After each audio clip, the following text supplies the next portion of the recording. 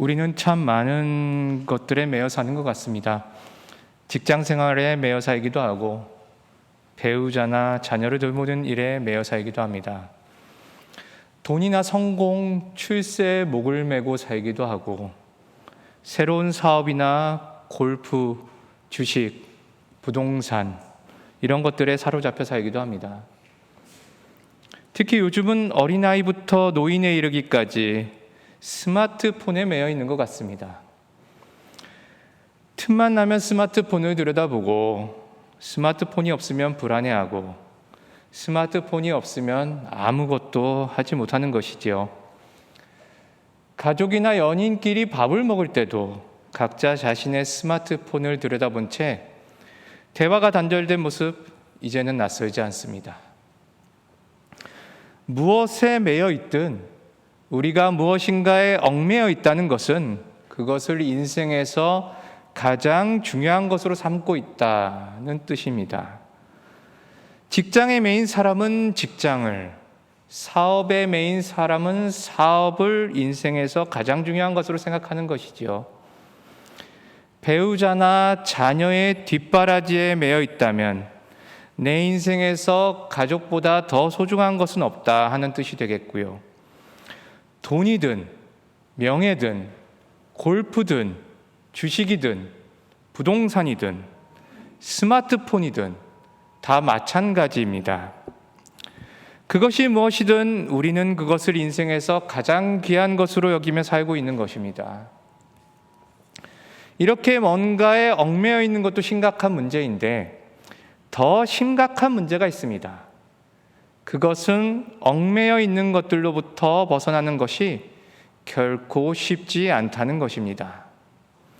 곰곰이 생각해 보십시다. 어떻습니까?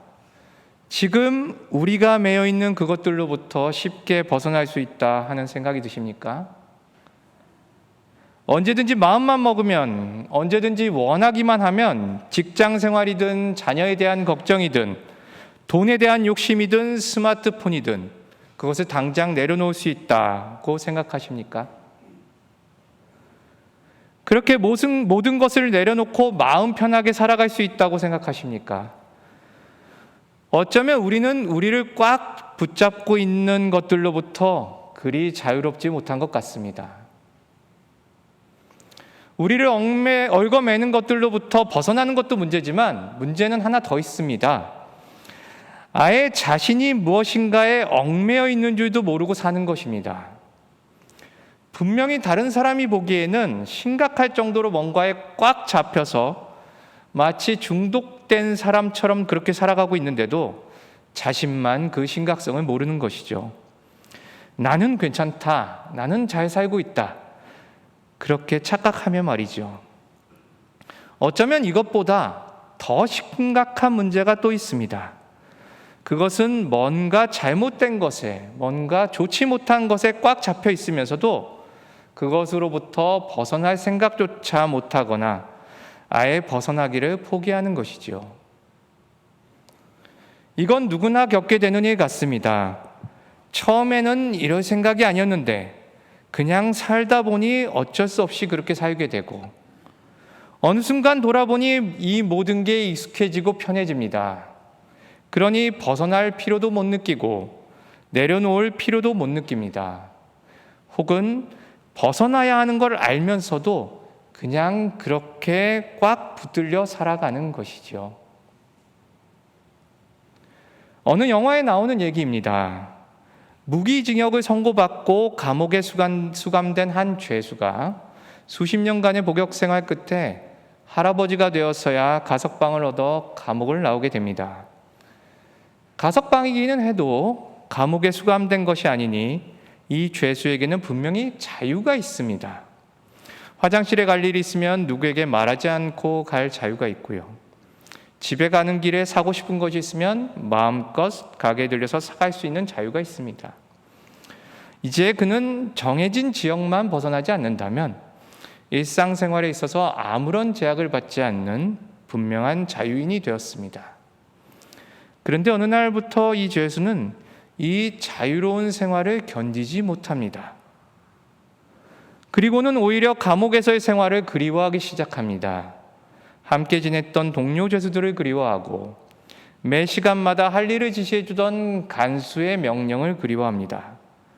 이렇게 익숙한 옛 생활, 편하게 생각하던 옛 생활을 그리워하던 그는 결국 자유의 생활을 받아들이지 못하고 그만 안타깝게도 극단적인 선택을 하게 됩니다. 그런데 이 영화에는 또 다른 죄수가 한 명 나옵니다. 앞선 죄수의 동료이기도 한 이 죄수는 이전 죄수와 마찬가지로 무기징역을 선고받고 수십 년간을 복역하다가 가석방을 얻어 세상으로 나오게 됩니다. 그리고 얼마 전 세상을 떠난 그 동료 죄수가 살던 그 집에서 머물면서 같은 직장에서 일을 하게 됩니다. 그리고 똑같은 상황을 겪게 됩니다. 화장실에 갔다 와도 되냐고 직장 상사에게 묻는 실수를 하고 집으로 가는 길에 내가 사고 싶은 것은 뭐든지 살 수 있다는 것을 깨닫습니다. 그러다가 똑같이 이러한 자유의 생활을 점차 못 견디기 시작합니다. 그리고 결국 이 죄수도 극단적인 선택을 하기로 결심합니다. 하지만 바로 그때 이 죄수는 친구가 했던 말을 떠올립니다. 가석방이 돼서 나오거든 자신을 찾아오라고, 와서 함께 즐겁게 일해보자고 했던 말을 말입니다. 이에 그는 큰 마음을 먹고 가석방의 규칙도 어긴 채 친구를 만나기 위해 장거리행 버스에 오릅니다. 진정한 자유를 찾아 떠나는 여행을 시작한 것이죠. 우리는 어떻습니까? 어딘가에 얽매이는 것이 더 좋아서 내 자유를 뺏기는 것도 모른 채 편하고 익숙한 것을 계속 붙들고 있지는 않습니까? 아니면 혹시 얽매여 있는 것은 알지만 그것으로부터 벗어날 용기가 없어 자유를 향한 발걸음을 내딛기를 망설이고 있지는 않습니까? 하나님께서 우리에게 자유를 주셨는데도 직장이나 자녀, 돈이나 스마트폰 등에 매여 자유로운 사람의 삶을 제대로 살지 못하고 있지는 않습니까? 흔히들 자유라고 하면 누군가의 명령이나 지시를 받지 않는 것이라고 생각합니다. 옆에서 누군가가 이렇게 해라, 저렇게 해라 말을 해도 그것을 듣지 않는 것을 자유라고 생각합니다. 결국 누구의 간섭도 받지 않고 내가 하고 싶은 것을 내 마음껏 다 하는 것을 자유라고 생각하는 것이죠. 하지만 주님께서 주신 자유는 이런 자유와는 조금 다릅니다. 하나님께서 우리에게 주신 자유는 다소 역설적이게도 모든 것을 할 수 있지만 내 마음대로 다 해서는 안 되는 자유이고, 무엇이든 해도 되지만 아무거나 해서는 안 되는 자유입니다. 어떻게 보면 굉장히 특이한 자유지요. 좀 더 정확하게 얘기한다면 하나님께서 주신 자유는 내 마음을 따르는 것이 아니라 성령님을 따라 살 때에 완성되는 그런 자유입니다. 내가 하고 싶은 대로 하고 내가 바라는 대로 하는 것이 아니라 하나님께서 바라시는 대로 살고 하나님께서 기뻐하시는 대로 살 때, 그때서야 진정으로 자유다운 자유가 되는 그런 자유입니다. 그렇다고 해서 우리에게 아무 선택권이 없다, 그런 뜻은 아닙니다. 어떤 분들은 우리가 마치 마리오네트 인형처럼 팔과 다리에 줄이 매어 있어서 하나님께서 이렇게 움직이면 이렇게 움직이고 저렇게 움직이면 저렇게 움직이는 그런 존재라고 생각하시는데요. 그것은 옳지 않습니다. 왜냐하면 하나님께서는 분명 우리에게 참 자유를 주셨기 때문입니다. 우리는 하나님께 그런 인형과 같은 존재가 아니며 우리의 팔과 다리에는 그 어떤 줄도 매여 있지 않습니다. 다른 한편으로 하나님께로부터 벌을 받지 않기 위해서 하나님의 뜻을 따르는 것도 진정한 자유라 할 수 없습니다. 이러한 것은 율법주의라고 할 수 있죠. 하나님께서 주신 자유는 율법주의가 아닙니다. 하나님께서 주신 자유는 자발적으로 주님의 일에 나설 때 내 마음에서 우러나서 주님께서 기뻐하는 일을 할 때, 그때 비로소 완성되는 그런 자유입니다. 이는 마치 부모와 자식 간의 관계와도 같습니다. 아주 나쁜 부모가 아니고서야 어느 부모가 자식에게 자유를 주기를 망설이겠습니까? 자녀를 진정으로 사랑한다면 자녀가 무엇이든 스스로 선택하고 행동할 수 있도록 자유를 주겠죠. 내가 원하는 자녀의 모습을 정해놓고 그렇게 되도록 자녀를 통제하고 자녀에게 명령하는 사람은 진심으로 자녀를 사랑한다고 말할 수 없습니다. 따라서 부모의 사랑으로 인해 자녀는 무엇이든지 할 수 있는 자유를 가지게 됩니다. 그렇다고 이 자유를 가지고 자녀가 마음대로 나쁜 짓을 마구 하고 탈선의 길로 간다면 부모의 마음이 얼마나 아프겠습니까? 하지만 반대로 부모가 기뻐하는 것, 부모가 바라는 것을 한다면 자녀의 자유는 참으로 아름다운 자유가 되겠죠. 이것은 하나님의 자녀인 우리에게도 마찬가지입니다. 하나님께서 우리를 그렇게 사랑하시는데 우리가 하나님께서 보시기에 좋지 않은 일을 한다면 하나님께서 얼마나 마음이 아프시겠습니까? 우리가 강압에 못 이겨서 억지로 뭔가를 한다면 하나님께서 얼마나 답답해 하시겠습니까?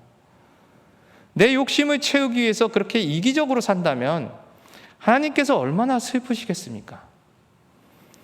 많이 부족한 우리도 자녀들에게 자유를 주고 사랑으로 대하고자 애쓰는데 하물며 최고의 사랑이신 하나님께서 우리에게 자유를 주시고 그 자유를 가지고 하나님을 기쁘게 하기를 원하지 않으시겠습니까? 하나님께서는 우리가 당신이 원하는 것, 당신이 바라시는 것을 할 때 부모의 마음으로 기뻐하십니다. 특별히 오늘 읽은 본문에서는 하나님께서 기뻐하시는 길이란 성령님의 인도하심을 따라 사는 것이라고 말하고 있습니다. 그리고 사랑으로 서로를 섬기고 육체의 욕망을 따르지 않는 것이 바로 하나님께서 바라시는 성령님의 인도를 따르는 자유의 삶이라고 말하고 있습니다. 그렇다면 육체의 욕망이란 좀 더 구체적으로 무엇을 의미할까요? 먼저 첫 번째, 육체의 욕망이란 이기주의를 뜻합니다.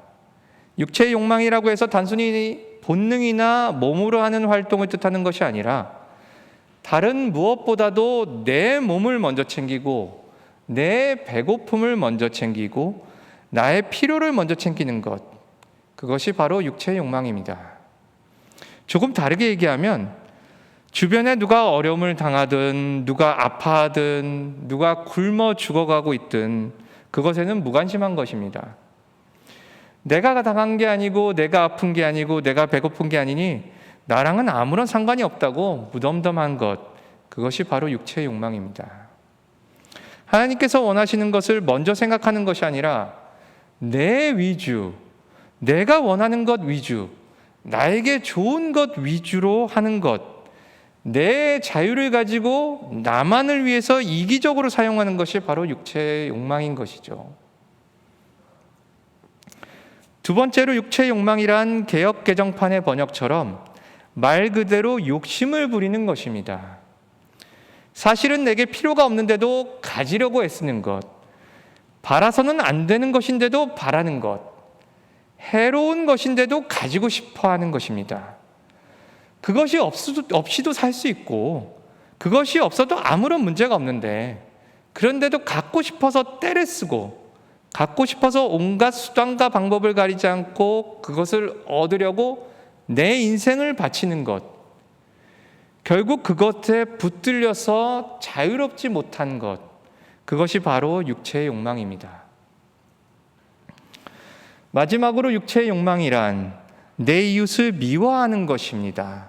이것은 오늘 읽은 본문에 나오는 육체의 욕망과는 반대되는 성령님의 9가지 열매를 살펴보면 분명하게 알 수 있습니다. 사도 바울은 14절에서 예수님께서 명령하신 내 이웃을 내 자신과 같이 사랑하라 라는 말씀을 강조한 뒤에 이를 다시 확장하여 22절 이하에서 성령님의 열매로 풀어냅니다. 그렇기 때문에 성령님의 열매는 기본적으로 우리가 우리의 이웃을 내 몸처럼 사랑하기 위해 필요한 것, 그렇게 사랑하기 위해 갖추고 지켜야 할 것들을 담고 있습니다. 이웃과 함께 기쁨을 나누는 것, 이웃과 평화롭게 지내는 것, 잘못을 해도 서로 용납해주고 참아주는 것, 성령님의 열매입니다. 서로에게 친절하게 대하고 선을 베풀기 위해 힘쓰는 것, 정직하게 하나님께서 맡기신 일에 최선을 다하며 나와 내 이웃의 행복을 위해서 노력하는 것, 성령님의 열매입니다. 부드럽고 따뜻한 마음으로 내 욕심을 내려놓는 것, 이 또한 성령님의 열매입니다. 결국 성령님의 열매는 이웃을 향한 사랑을 의미하며 육체의 욕망은 그 반대가 되는 것이죠. 비록 오늘 본문으로 읽지는 않았지만 19절에서부터 21절에 나와 있는 육체의 행실들은 자신을 먼저 생각하는 우리의 이기적인 모습, 우리에게 필요 없는 것인데도 가지려고 애쓰고 그것에 붙들려 사는 우리의 욕심, 이웃을 사랑하지 못하는 우리의 부족한 삶, 이러한 우리의 육체의 욕망을 하나하나 잘 표현해주고 있습니다. 하나님께서 우리에게 자유를 주셨습니다.